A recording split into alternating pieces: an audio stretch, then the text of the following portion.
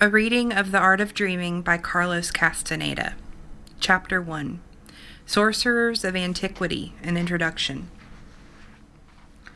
Don Juan stressed time and time again that everything he was teaching me had been envisioned and worked out by men he referred to as sorcerers of antiquity. He made it very clear that there was a profound distinction between those sorcerers and the sorcerers of modern times. He categorized sorcerers of antiquity as men who existed in Mexico, perhaps thousands of years before the Spanish conquest, men whose greatest accomplishment had been to build the structures of sorcery, emphasizing practicality and concreteness. He rendered them as men who were brilliant but lacking in wisdom. Modern sorcerers, by contrast, Don Juan portrayed as men renowned for their sound minds and their capacity to rectify the course of sorcery if they deemed it necessary. Don Juan explained to me that the sorcery premises pertinent to dreaming were naturally envisioned and enveloped by sorcerers of antiquity, out of necessity, for these premises are key in explaining and understanding dreaming. I again have to write about and discuss them. The major part of this book is therefore a reintroduction and amplification of what I have presented in my previous works. During one of our conversations, Don Juan stated that in order to appreciate the position of dreamers in dreaming, one has to understand the struggle of modern-day sorcerers, to steer sorcery away from concreteness toward the abstract. "What do you call concreteness, Don Juan?" I asked. "The practical part of sorcery," he said. "The obsessive fixation of the mind on practices and techniques, the unwarranted influence over people. All of these were in the realm of the sorcerers of the past." "And what do you call the abstract?" "The search for freedom. Freedom to perceive, without obsessions, all that's humanly possible. I say that present-day sorcerers seek the abstract because they seek freedom. They have no interest in concrete gains. There are no social functions for them, as there were for sorcerers of the past, so you'll never catch them being the official seers or the sorcerers in residence." "Do you mean, Don Juan, that the past has no value to modern-day sorcerers?" "It certainly has value. It's the taste of the past that we don't like. I personally detest the darkness and morbidity of the mind. I like the immensity of thought. However, regardless of my likes and dislikes, I have to give due credit to the sorcerers of antiquity, for they were the first to find out and do everything we know and do today." Don Juan explained that their most important attainment was to perceive the energetic essence of things. This insight was of such importance that it has turned into the basic premise of sorcery. Nowadays, after lifelong discipline and training, sorcerers do acquire the capacity to perceive the essence of things, a capacity they call seeing. "What would it mean to me to perceive the energetic essence of things?" I once asked Don Juan. "It would mean that you perceive energy directly," he replied. "By separating the social part of perception, you'll perceive the essence of everything. Whatever we are perceiving is energy, but since we can't directly perceive energy, we process our perception to fit the mold. The mold is the social part of perception, which you have to separate." "Why do I have to separate it?" "Because it deliberately reduces the scope of what can be perceived and makes us believe that the mold into which we fit our perception is all that exists. I'm convinced that for man to survive now, his perception must change at its social base." "What is the social base of perception, Don Juan?" "The physical certainty that the world is made of concrete objects. I call this a social base because a serious and fierce effort is put out by everybody to guide us to perceive the world the way we do." "How then should we perceive the world?" "Everything is energy. The whole universe is energy. The social base of our perception should be the physical certainty that energy is all there is. A mighty effort should be made to guide us to perceive energy as energy. Then we would have both alternatives at our fingertips." "Is it possible to train people in such a fashion?" I asked. Don Juan replied that it was possible and that this was precisely what he was doing with me and his other apprentices. He was teaching us a new way of perceiving, first by making us realize we process our perception to fit a mold, and second by fiercely guiding us to perceive energy directly. He assured me that this method was very much like the one he used to teach us to perceive the world of daily affairs. Don Juan's conception was that our entrapment in processing our perception to fit a social mold loses its power when we realize we have accepted this mold as an inheritance from our ancestors without bothering to examine it. To perceive a world of hard objects that had either positive or negative value must have been utterly necessary for our ancestors' survival, Don Juan said. After ages of perceiving in such a manner, we are now forced to believe that the world is made up of objects. I can't conceive the world in any other way, Don Juan, I complained. It is unquestionably a world of objects. To prove it, all we have to do is bump into them. Of course it's a world of objects. We're not arguing that. Then what are you saying? I'm saying that this is first a world of energy. Then it's a world of objects. If we don't start with the premise that this is a world of energy, we'll never be able to perceive energy directly. We'll always be stopped by the physical certainty of what you've just pointed out, the hardness of objects. His argument was extremely mystifying to me. In those days, my mind would simply refuse to consider any way to understand the world except the one with which I was familiar. Don Juan's claims and the points he struggled to raise were outlandish propositions that I could not accept, but also could not refuse. Our way of perceiving is a predator's way, he said to me on one occasion, a very efficient manner of appraising and classifying food and danger. But this is not the only way we are able to perceive. There is another mode, the one I'm familiarizing you with, the act of perceiving, the essence of everything, energy itself, directly. To perceive the essence of everything will make us understand, classify, and describe the world in entirely new, more exciting, more sophisticated terms. This was Don Juan's claim. And the more sophisticated terms to which he was alluding were those he had been taught by his predecessors, terms that correspond to sorcery truths, which have no rational foundation and no relation whatsoever to the facts of our daily world, but which are self-evident truths for the sorcerers who perceive energy directly and see the essence of everything. For such sorcerers, the most significant act of sorcery is to see the essence of the universe. Don Juan's version was that the sorcerers of antiquity, the first ones to see the essence of the universe, described it in the best manner. They said that the essence of the universe resembles incandescent threads stretched into infinity in every conceivable direction, luminous filaments that are conscious of themselves in ways impossible for the human mind to comprehend. From seeing the essence of the universe, the sorcerers of antiquity went on to see the energy essence of human beings. Don Juan stated that they depicted human beings as bright shapes that resembled giant eggs, and even called them luminous eggs. When sorcerers see a human being, Don Juan said, they see a giant luminous shape that floats, making as it moves a deep furrow in the energy of the earth, just as if the luminous shape had a taproot that was dragging. Don Juan had the impression that our energy shape keeps on changing through time. He said that every seer he knew, himself included, saw that human beings are shaped more like balls or even tombstones than eggs. But once in a while, and for reason known to them, sorcerers see a person whose energy is shaped like an egg. Don Juan suggested that people who are egg-like in shape today are more akin to people of ancient times. In the course of his teachings, Don Juan repeatedly discussed and explained what he considered the decisive finding of the sorcerers of antiquity. He called it the crucial feature of human beings as luminous balls, a round spot of intense brilliance, the size of a tennis ball, permanently lodged inside the luminous ball, flush with its surface, about 2 feet back from the crest of a person's right shoulder blade. Since I had trouble visualizing this the first time Don Juan described it to me, he explained that the luminous ball is much larger than the human body, that the spot of intense brilliance is part of this ball of energy, and that it's located on a place at the height of the shoulder blades, an arm's length from a person's back. He said that the old sorcerers named it the assemblage point after seeing what it does. What does the assemblage point do? I asked. It makes us perceive, he replied. The old sorcerers saw that, in human beings, perception is assembled there, on that point. Seeing that all living beings have such a point of brilliance, the old sorcerers surmised that perception in general must take place on that spot, in whatever pertinent manner. What did the old sorcerer see that made them conclude that perception takes place on the assemblage point? I asked.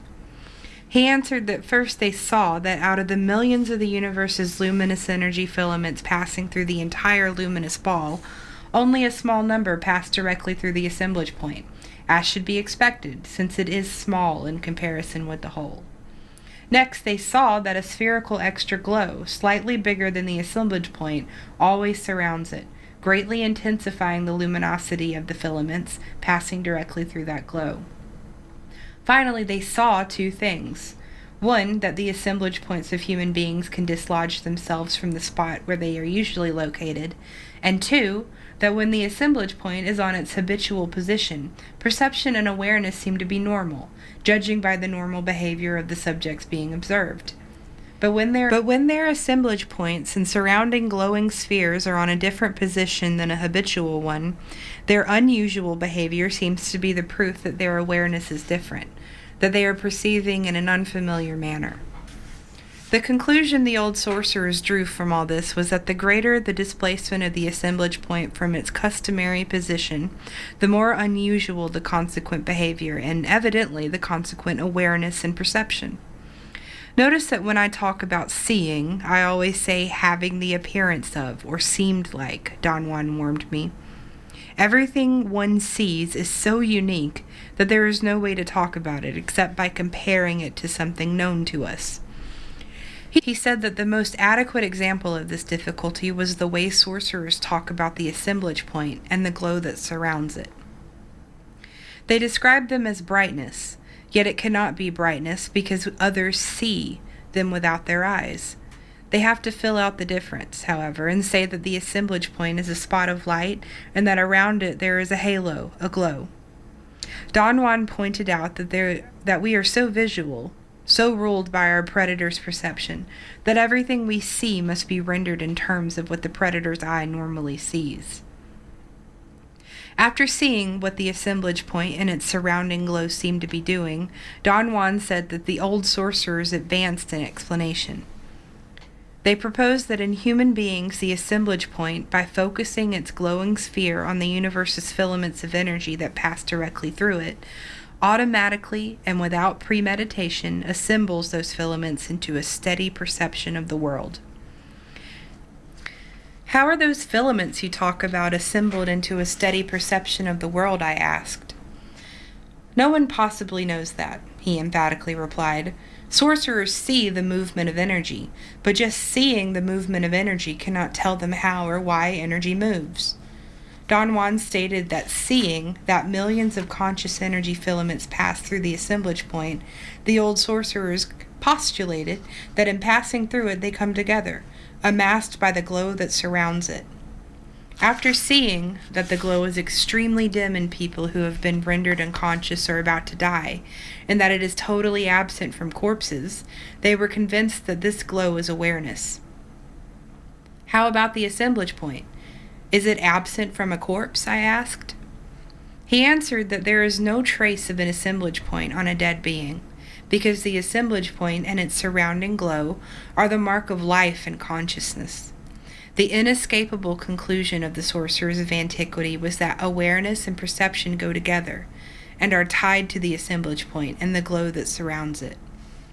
Is there a chance that those sorcerers might have been mistaken about their seeing? I asked. I can't explain to you why, but there is no way sorcerers can be mistaken about their seeing, Don Juan said, in a tone that admitted no argument. Now, the conclusions they arrive at from their seeing might be wrong, but that would be because they are naive, uncultivated. In order to avoid this disaster, sorcerers have to cultivate their minds in whatever form they can. He softened up then and remarked that it certainly would be infinitely safer for sorcerers to remain solely at the level of describing what they see, but that the temptation to conclude and explain, even if only to oneself, is far too great to resist. The effect of the assemblage point's displacement was another energy configuration that sorcerers of antiquity were able to see and study. Don Juan said that when the assemblage point is displaced to another position, a new conglomerate of millions of luminous energy filaments come together on that point. The sorcerers of antiquity saw this and concluded that since the glow of awareness is always present wherever the assemblage point is, perception is automatically assembled there. Because of the different position of the assemblage point, the resulting world, however, could not be our world of daily affairs. Don Juan explained that the old sorcerers were capable of distinguishing two types of assemblage point displacement. One was a displacement to any position on the surface or in the interior of the luminous ball. This displacement they called a shift of the assemblage point. The other was a displacement to a position outside the luminous ball. They called this displacement a movement of the assemblage point. They found out that the difference between a shift and a movement was the nature of the perception each allows. Since the shifts of the assemblage point are displacements within the luminous ball, the worlds engendered by them, no matter how bizarre or wondrous or unbelievable they might be, are still worlds within the human domain. The human domain is the energy filaments that pass through the entire luminous ball. By contrast, movements of the assemblage point, since they are displacements to positions outside the luminous ball, engage filaments of energy that are beyond the human realm.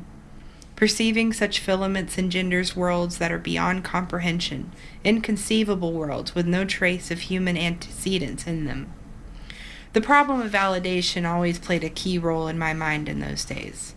"Forgive me, Don Juan," I said to him on one occasion, "but this business of the assemblage point is an idea so far-fetched, so inadmissible, that I don't know how to deal with it or what to think of it."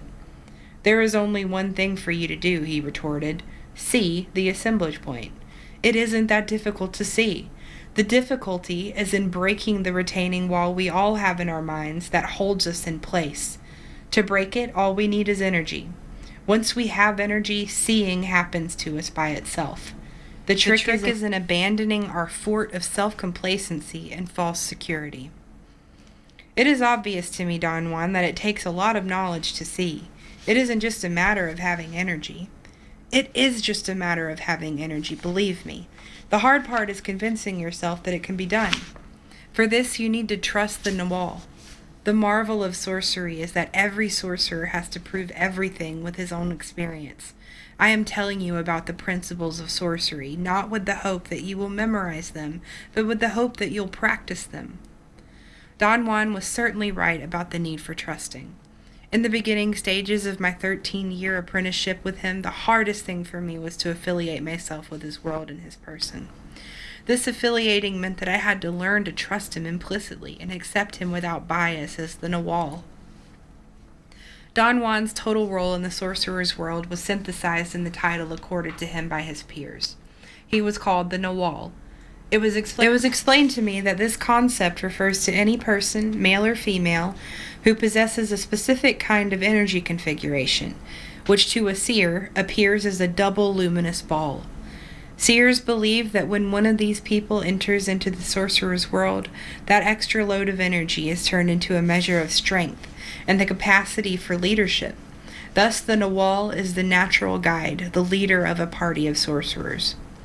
At first, to feel such a trust for Don Juan was quite disturbing to me, if not altogether odious. When I discussed it with him, he assured me that to trust his teacher in such a manner had been just as difficult for him. "I told my teacher the same thing you're saying to me now," he said. He replied that without trusting the nagual, there is no possibility of relief, and thus no possibility of clearing the debris from our lives in order to be free. Don Juan reiterated how right his teacher had been, and I reiterated my profound disagreement. I told him that being reared in a stifling religious environment had had dreadful effects on me, and that his teacher's statements and his own acquiescence to his teacher reminded me of the obedience dogma that I had to learn as a child and that I abhorred. "It sounds like you're voicing a religious belief when you talk about the nagual," I said. You may believe whatever you want," Don Juan replied undauntedly. "The fact remains, there is no game without the nagual. I know this, and I say so, and so did all the naguals who preceded me. But they didn't say it from the standpoint of self-importance, and neither do I. To say there is no path without the nagual is to refer totally to the fact that the man, the nagual, is a nagual because he can reflect the abstract, the spirit, better than others. But that's all. Our link is with the spirit itself, and only incidentally with the man who brings us its message. I did learn to trust Don Juan implicitly as the nagual, and this, as he stated it, brought me an immense sense of relief and a greater capacity to accept what he was striving to teach me. In his teachings, he put a great emphasis on explaining and discussing the assemblage point. I asked him once if the assemblage point had anything to do with the physical body. It has nothing to do with what we normally perceive as the body, he said. It's part of the luminous egg, which is our energy self. How is it displaced, I asked. Through energy currents, jolts of energy, originating outside or inside our energy shape. These are usually unpredictable currents that happen randomly, but with sorcerers they are very predictable currents that obey the sorcerer's intent. Can you yourself feel these currents? Every sorcerer feels them. Every human being does, for that matter. But average human beings are too busy with their own pursuits to pay any attention to feelings like that. What do those currents feel like? Like a mild discomfort, a vague sensation of sadness followed immediately by euphoria. Since neither the sadness nor the euphoria has an explainable cause, we never regard them as veritable onslaughts of the unknown, but as unexplainable, ill-founded moodiness. What happens when the assemblage point moves outside the energy shape? Does it hang outside, or is it attached to the luminous ball? It pushes the contours of the energy shape out without breaking its energy boundaries. Don Juan explained that the end result of a movement of the assemblage point is a total change in the energy shape of a human being. Instead of a ball or an egg, he becomes something resembling a smoking pipe. The tip of the stem is the assemblage point, and the bowl of the pipe is what remains the luminous ball.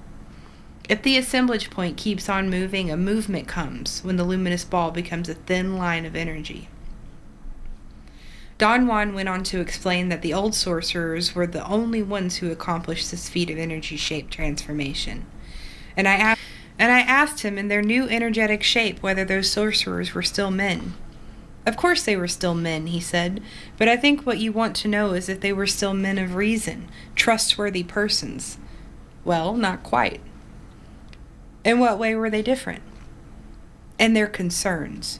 Human endeavors and preoccupations had no meaning whatsoever to them. They also had a definite new appearance. Do you mean that they didn't look like men? It's very hard to tell what was what about those sorcerers. They certainly looked like men. What else would they look like? But they were not quite like what you or I would expect. Yet if you pressed me to tell in what way they were different, I would go in circles like a dog chasing its tail. Have you ever met one of those men, Don Juan? Yes, I have met one. What did he look like? As far as looks, he looked like a regular person. Now it was his behavior that was unusual. In what way was it unusual? All I can tell you is that the behavior of the sorcerer I met is something that defies the imagination. But to make it a matter of merely behavior is misleading. It is really something you must see to appreciate. Were all those sorcerers like the one you met? Certainly not. I don't know how the others were, except through sorcerers' stories handed down from generation to generation, and those stories portray them as being quite bizarre. Do you mean monstrous? Not at all. They say that they were very likable but extremely scary. They were more than unknown creatures. What makes mankind homogeneous is the fact that we are all luminous balls, and those sorcerers were no longer balls of energy but lines of energy that were trying to bend themselves into circles which they couldn't quite make. What finally happened to them, Don Juan? Did they die? Sorcerers' stories say that because they had succeeded in stretching their shapes, they had also succeeded in stretching the duration of their consciousness, so they are alive and conscious to this day. There are stories about their periodic appearances on Earth. What do you think of all this yourself, Don Juan? It is too bizarre for me. I want freedom. Freedom to retain my awareness and yet disappear into the vastness. In my personal opinion, those old sorcerers were extravagant, obsessive, capricious men who got pinned down by their own machinations. But don't let my personal feelings sway you. The old sorcerer's accomplishment is unparalleled. If nothing else, they prove to us that man's potentials are nothing to sneeze at. Another topic of Don Juan's explanations was the indispensability of energetic uniformity and cohesion for the purpose of perceiving. His contention was that mankind perceives the world we know, in the terms we do, only because we share energetic uniformity and cohesion. He said that we automatically attain these two conditions of energy in the course of our rearing, and that they are so taken for granted we do not realize their vital importance until we are faced with the possibility of perceiving worlds other than the world we know. At those moments, it becomes evident that we need a new appropriate energetic uniformity and cohesion to perceive coherently and totally. I asked him what uniformity and cohesion were, and he explained that man's energetic shape has uniformity in the sense that every human being on Earth has the form of a ball or an egg. And the fact that man's energy holds itself together as a ball or an egg proves it has cohesion.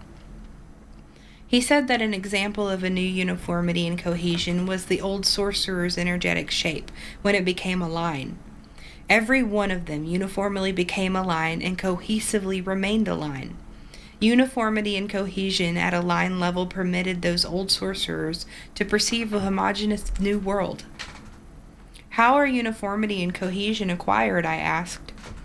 The key is the position of the assemblage point. Or rather the fixation of the assemblage point, he said. He did not want to elaborate any further at that time, so I asked him if those old sorcerers would have reverted to being egg-like. He replied that at one point they could have, but that they did not. And then the line cohesion set in and made it impossible for them to go back. He believed that what really crystallized that line cohesion and prevented them from making the journey back was a matter of choice and greed. The scope of what those sorcerers were able to perceive and do as lines of energy was astronomically greater than what an average man or an average sorcerer can do or perceive. He explained that the human domain, when one is in an energy ball, is whatever energy filaments pass through the space within the ball's boundaries. Normally, we perceive not all human domain, but perhaps only 1,000th of it. He was of the opinion that if we take this into consideration, the enormity of what the old sorcerers did becomes apparent. They extended themselves into a line 1,000 times the size of a man as an energy ball and perceived all the energy filaments that passed through that line. On his insistence, I made giant efforts to understand the new model of energy configuration he was outlining for me. Finally, after much pounding, I could follow the idea of energy filaments inside the luminous ball and outside it. But if I thought of a multitude of luminous balls, the model broke down in my mind. In a multitude of luminous balls, I reasoned, the energy filaments that were outside one of them will perforce be inside the adjacent one. So in a multitude, there could not possibly be any energy filaments outside any luminous ball. To understand all this certainly isn't an exercise for your reason, he replied after carefully listening to my arguments. I have no way of explaining what sorcerers mean by filaments inside and outside the human shape. When seers see the human energy shape, they see one single ball of energy. If there is another ball next to it, the other ball is seen again as a single ball of energy. The idea of a multitude of luminous balls comes from your knowledge of human crowds. In the universe of energy, there are only single individuals alone, surrounded by the boundless. You must see that for yourself. I argued with Don Juan then that it was pointless to tell me to see it for myself when he knew I could not, and he proposed that I borrow his energy and use it to see. How can I do that? Borrow your energy. Very simple. I can make your assemblage point shift to another position more suitable to perceiving energy directly. This was the first time in my memory that he deliberately talked about something he had been doing all along, making me enter into some incomprehensible state of awareness that defied my idea of the world and of myself, a state he called the second attention. So to make my assemblage point shift to a position more suitable to perceiving energy directly, Don Juan slapped my back between my shoulder blades with such a force that he made me lose my breath. I thought that I must have fainted or that the blow had made me fall asleep. Suddenly I was dreaming I was looking at something literally beyond words. Bright strings of light shot out from everywhere, going everywhere, strings of light which were like nothing that had ever entered my thoughts. When I recovered my breath or when I woke up, Don Juan expectantly asked me, "What did you see?" And when I answered truthfully, "Your blow made me see stars," he doubled up laughing. He remarked that I was not ready yet to comprehend any unusual perception I might have had. "I made your assemblage point shift," he went on, "and for an instant you were dreaming the filaments of the universe, and you don't yet have the discipline or the energy to rearrange your uniformity and cohesion. The old sorcerers were the consummate masters of that rearranging. That was how they saw everything that can be seen by man." What does it mean to rearrange uniformity and cohesion? It means to enter into the second attention by retaining the assemblage point on its new position and keeping it from sliding back to its original spot. Don Juan then gave me a traditional definition of the second attention. He said that the old sorcerers called the result of fixing the assemblage point on new positions the second attention, and that they treated the second attention as an area of all-inclusive activity, just as the attention of the daily world is. He pointed out that sorcerers really have two complete areas for their endeavors. A small one called the first attention, or the awareness of our daily world, or the fixation of the assemblage point on its habitual position, and a much larger area, the second attention, or the awareness of other worlds, or the fixation of the assemblage point on each of an enormous number of new positions. Don Juan helped me to experience inexplicable things in the second attention by means of what he called a sorcerer's maneuver, tapping my back gently or forcefully striking it at the height of my shoulder blades. He explained that with his blows he displaced my assemblage point. From my experiential position, such displacements meant that my awareness used to enter into a most disturbing state of unequal clarity, a state of superconsciousness, which I enjoyed for short periods of time, and in which I would understand anything with minimal preamble. It was not quite a pleasing state. Most of the time it was like a strange dream, so intense that normal awareness paled by comparison. Don Juan justified the indispensability of such a maneuver, saying that in normal awareness a sorcerer teaches his apprentice basic concepts and procedures, and in the second attention he gives them abstract and detailed explanations. Ordinarily, apprentices do not remember these explanations at all, yet they somehow store them faithfully intact in their memories.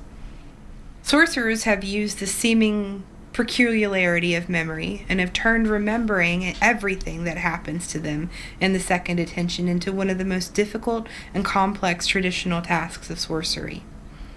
Sorcerers explain the seeming peculiarity of memory and the task of remembering, saying that every time anyone enters into the second attention, the assemblage point is on a different position. To remember, then, means to relocate the assemblage point on the exact position it occupied at the time those entrances into the second attention occurred. Don Juan assured me not only that sorcerers have total and absolute recall, but that they relive every experience they had in the second attention by this act of returning their assemblage point to each of those specific positions. He also assured me that sorcerers dedicate a lifetime to fulfilling this task of remembering. In the second attention, Don Juan gave me very detailed explanations of sorcery, knowing that the accuracy and fidelity of such instruction will remain with me, faithfully intact, for the duration of my life. About this quality of faithfulness, he said, learning something in the second attention is just like learning when we were children. What we learn remains with us for life. It's second nature with me, we say, when it comes to something we've learned from early in life.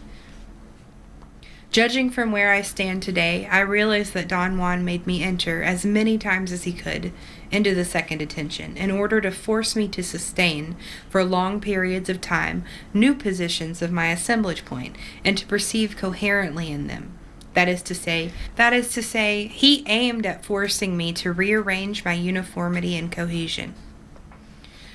I succeeded countless times in perceiving everything as precisely as I perceive in the daily world. My problem was my incapacity to make a bridge between my actions in the second intention and my awareness of the daily world. It took a great deal of effort and time for me to understand what the second intention is, not so much because of its intricacy and complexity, which are indeed extreme, but because once I was back in my normal awareness, I found it impossible to remember not only that I had entered into the second intention, but that such a state existed at all. Another monumental breakthrough that the old sorcerers claimed, and that Don Juan carefully explained to me, was to find out that the assemblage point becomes very easily displaced during sleep. This realization triggered another one, that dreams are totally associated with that displacement. The old sorcerers saw that the greater the displacement, the more unusual the dream, or vice versa. The more unusual the dream, the greater the displacement. Don Juan said that this observation led him to devise extravagant techniques to force the displacement of the assemblage point, such as ingesting plants that can produce altered states of consciousness, subjecting themselves to states of hunger, fatigue, and stress, and especially controlling dreams. In this fashion, and perhaps without even knowing it, they created dreaming. One day as we strolled around the plaza in the city of Oaxaca, Don Juan gave me the most coherent definition of dreaming from a sorcerer's standpoint. Sorcerers view dreaming as an extremely sophisticated art, he said. The art of displacing the assemblage point at will from its habitual position in order to enhance and enlarge the scope of what can be perceived. He said that the old sorcerers anchored the art of dreaming on 5 conditions they saw in the energy flow of human beings. 1, they saw that the only energy filaments that pass directly through the assemblage point can be assembled into coherent perception. 2, they saw that if the assemblage point is displaced to another position, no matter how minute the displacement, different and unaccustomed energy filaments begin to pass through it, engaging awareness and forcing the assembling of these unaccustomed energy fields into a steady, coherent perception. 3, they saw that in the course of ordinary dreams, the assemblage point becomes easily displaced by itself to another position on the surface or in the interior of the luminous egg. 4, they saw that the assemblage point can be made to move to positions outside the luminous egg, into the energy filaments of the universe at large. And 5, they saw that through discipline, it is possible to cultivate and perform, in the course of sleep and ordinary dreams, a systematic displacement of the assemblage point. Thank you for listening. This has been Chapter 1 of The Art of Dreaming by Carlos Castaneda.